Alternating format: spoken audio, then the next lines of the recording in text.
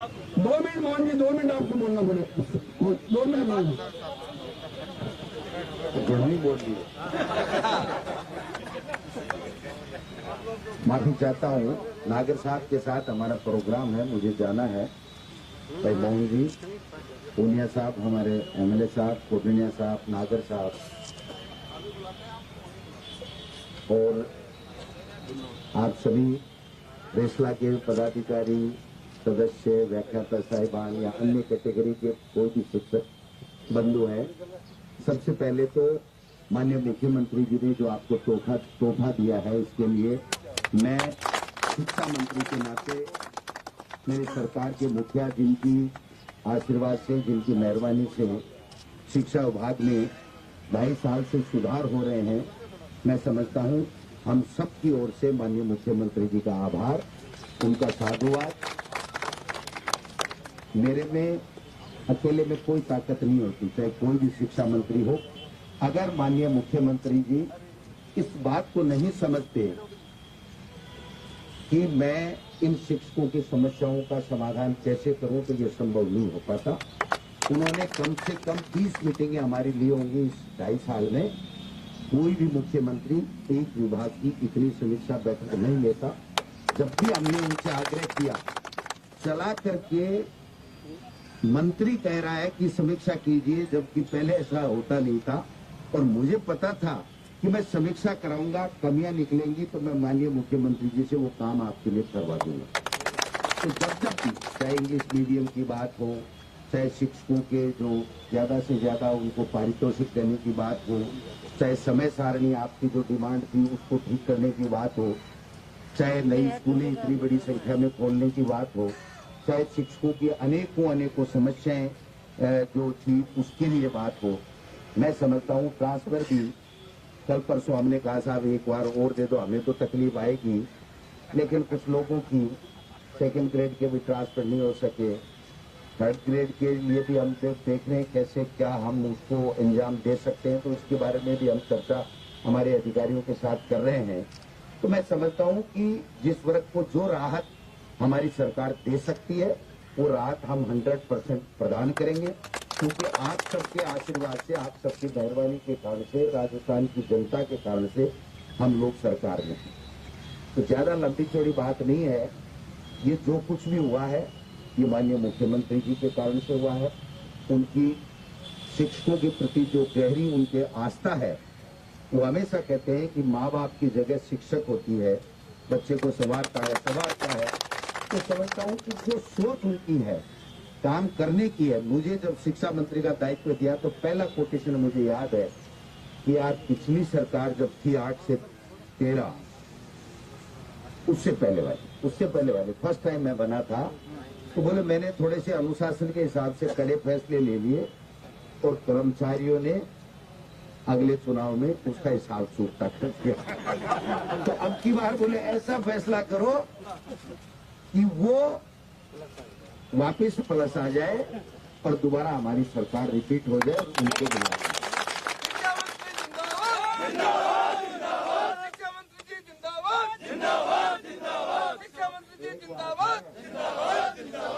मुझे एक बात है, मैं मास्क को बैठो हूँ, मेरे घराड़ी भी मास्क नहीं है, मेरे घर का से मास्क है, ये आंगन में से ही कोरी है। छोटी सी बात लेर और कोई गड़बड़ सड़बड़ मत कर दे। अब कहना तो करियो, पण अब कहना यहाँ को नहीं करियो। अब भाई की जिम्मेदारी है, अच्छी शिक्षा को स्तर सुधारो। बच्चा कोरोना के कारण से जगह परेशान है, पानी ज्यादा से ज्यादा, चाहे घरों पढ़ाना पड़े, ऑनलाइन की व्यवस्था करनी पड़े, जो विकलांग हैं, असहाय हैं, उन बच्चों को हम कैसे मदद करें। क्योंकि शिक्षक का एक ऐसा पद होता है कि वो माँ बाप अपने से भी ज्यादा आशा करती है कि एक शिक्षक है वो मेरे बच्चे का भविष्य सुधार दे। तो इसलिए हमारी जिम्मेदारी बन जाती है। मैं समझता हूँ हम लोग, हमारी सरकार, हमारे माननीय मुख्यमंत्री जी, हमारे तमाम नेता, हम सब आपकी किसी भी समस्या के लिए हमेशा तत्पर रहेंगे उसके समाधान के लिए। आप लोग हमसे इतनी अपेक्षा करते हैं, वोट की बात हम नहीं करते हैं, वोट की बात करना बेईमानी है। अगर किसी को कुछ देख करके अपना निजी स्वार्थ साधता है तो वो व्यक्ति ठीक नहीं होता है। मैं तो आपसे इतनी ही आशा करूंगा कि जो गरीब का बेटा बेटी अपने स्कूल में पढ़ने के लिए आ रहा है उसको ये महसूस करा दो कि प्राइवेट से ज्यादा हम लोग सरकारी के अंदर अच्छी व्यवस्था करेंगे। बाकी आपका जो फैकल्टी का स्टाफिंग पैटर्न है वो भी हम इसको जल्दी से जल्दी पूरा कर देंगे, वो भी हम लोग कर देंगे। माननीय मुख्यमंत्री जी ने कह दिया कि जो काम कर सकते हो कर दो, किसी का कोई काम बाकी रहना नहीं चाहिए। इतनी छूट देने वाला मुख्यमंत्री पहली बार मिला है कि इतनी शानदार तरीके से। मैं तो गदगद हूँ कि मैं एक शिक्षक का बेटा शिक्षा मंत्री बना और मुझे अशोक गहलोत जी जैसे मुख्यमंत्री का आशीर्वाद मिला, उनका हमारे नेता के रूप में। उन्होंने हमेशा संबल देने का काम किया। मुझे 2.5 साल में एक दिन याद नहीं कि मुख्यमंत्री जी ने कहा डोटासरा जी ये क्या हो रहा है या ये क्या कर रहा है। इतना बड़ा फैसला लेते वक्त भी उन्होंने अपने अधिकारियों को यही कहा कि शिक्षा मंत्री जी को पूछ लो, वो सब समझते हैं शिक्षा में, उनको ठीक लग रहा है तो आप कैबिनेट में ले आओ, और कैबिनेट का एजेंडा नहीं होते हुए भी टेबल एजेंडा करके और आपका ये काम किया। तो बात में थोड़ी लंबी तारीख का याद रखनी है। बाकी सब लोगों को अगर फिर भी किसी भी शिक्षक के समुदाय में कोई भी प्रॉब्लम रहेगी, आप आराम से समय लेकर के 5 आदमी आओ, हमको बताओ, हम मुख्यमंत्री जी से जरूरत पड़ेगी तो वहां बात कर लेंगे।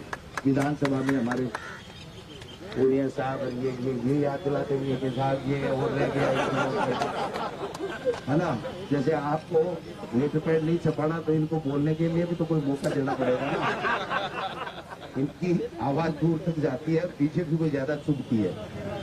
और ये तो देखो, सुनो मेरी बात, ये दुर्भाग्य है इस देश का कि आरएसएस जैसी संस्था जिस प्रकार के कुकृत्यों में लिप्त है, और वो लोग कहीं सत्ता चला रहे हैं पर्दे के पीछे। उनको आना चाहिए, राजनीति में भाग लेना चाहिए। अगर वो अच्छे काम कर रहे हैं तो राजनीति में भाग लेके वोट लें, और वोट लेकर के करने। अब आप बताइए, 2 मुलजिम है, एक मुलजिम पकड़ा गया, एक मुलजिम अभी भी भागे फिर रहा, ये क्या बात है? ये न्याय मिलना चाहिए कि नहीं मिलना चाहिए? लोगों को ये लगना चाहिए कि नहीं यार हमारे साथ में गड़बड़ हो रही, कैसे कैसे कमीशन मांग रहे हैं। इनको थोड़ी बहुत की शर्म नहीं आई। 20-20 करोड़ रुपए का ओपन, तो फिर भी कह रहे हैं हमारे खिलाफ षड्यंत्र हो रहा है। कौन कर रहा है आपके खिलाफ षड्यंत्र? कोई नहीं कर रहा षड्यंत्र। कानून का राज है, कानून के हिसाब से काम करेगा। आज देखा आपने, जो आईटी मंत्री नए बने हैं, उन्होंने बनते ही कह दिया हमारे देश में हमारे देश का कानून चलना चाहिए, कोई विदेशी कंपनी हो चाहे कोई भी हो। इसका मतलब कानून का राज चाहते हैं। और यहाँ कानून का राज नहीं चाहते कि साहब हमारे साथ में गलत हो रहा है, क्यों हो रहा उनके साथ में? इस सब बातों को आपको समझना पड़ेगा। मैं कोई पॉलिटिकल मंच भी नहीं है, बात भी नहीं करना चाहता, लेकिन मैं ये जरूर कहना चाहता हूँ कि हमारी सरकार पारदर्शिता के साथ में काम कर रही है, सबको साथ लेकर के चल रही है, कानून व्यवस्था बताने का काम कर रही है, जीरो टॉलरेंस, भ्रष्टाचार पर जीरो टॉलरेंस को लेकर के काम कर रही है। और यही हमारी पूंजी है, यही हमारी। आप सब लोगों को धन्यवाद। आप आए, आते रहा करो। लेटर पैड भी कौन छपा और माने भी भूल जाओ, लेटर पैड भी कौन छपा और माने भी भूल जाओ, काम नहीं हो जाएगा।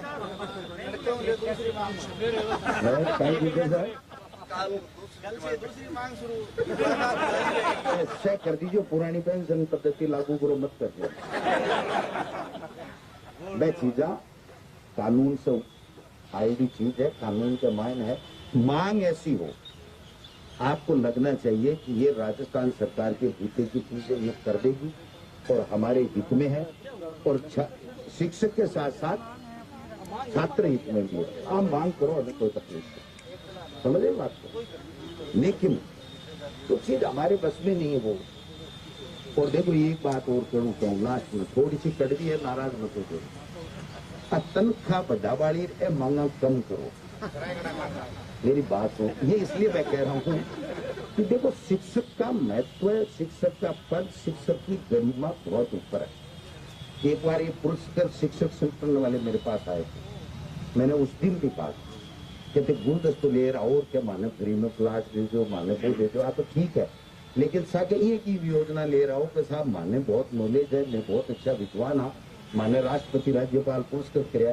शिक्षा विभाग के ढांचे को, गरीब के बेटे को शिक्षा अच्छी देने के लिए ये हमारे पास में सुझाव है, इसको आप लोग सरकार में आना तो अनका जब महंगी ले रहा हो ना हमें जना शिक्षा विभाग में आप बच्चा ने पढ़ावा के लिए बाला अच्छी शिक्षा देवा के लिए थाके कने जो ठोस कोई कार्य योजना हुए पाल ले रहो फिर देखो ठाकुर लेकरा स्वागत है मारो करो इसलिए। अंत में एक ही बात कहना चाहूंगा कि जो ही कोरोना का ये गाइडलाइन वगैरह चेंज हो जाएगी उसके बाद में माननीय मुख्यमंत्री जी का हम सब लोग आभार और अभिनंदन करेंगे।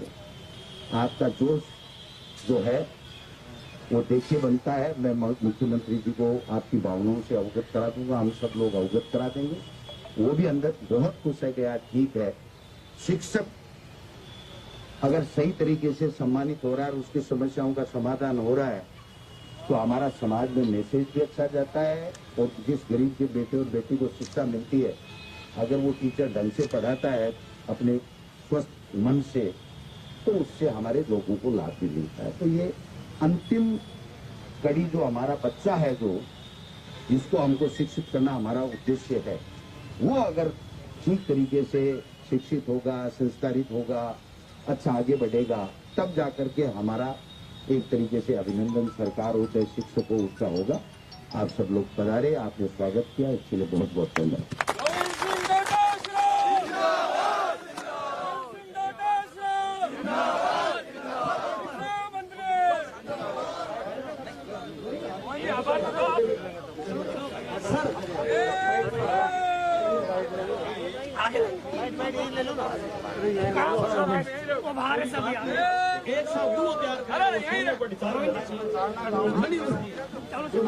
बाकी सभी मन आगे बढ़ो।